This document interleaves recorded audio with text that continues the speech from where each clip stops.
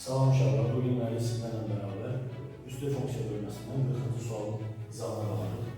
Deməli, burada sualın şərhində belə deyir.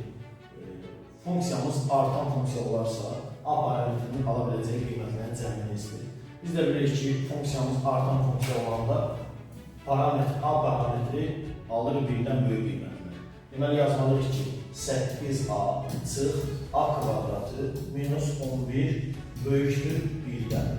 Alırıq ki, mənfi A kvadratı plus 8A minus 12 böyükdür 0-dan. Hər bir əldə mənfi 1-ə vurulur. Alırıq ki, A kvadratı minus 8A plus 12 kiçikdir 0-dan. Bunun da kökləri Y-ə görə 6, 2 olur. Ədəd oxumda bunları göstərsək, bizə lazım kiçikdir olan hissə 2-ni yazırıq bura, 6-nı bura yazırıq. İntervallar metodundan sağdan plus, minus, plusumuzu qoyuruq. Bizə kiçikdir olan hissə lazımdır. Deməli, olur cavabımız 2, 6 aralıdır. Bu aralıqda daxil olan tam ədədlərin cəmini istəyirdi. 3, 4, 5. Bunlar da cəmi edir 12. Doğru cavabımız 12.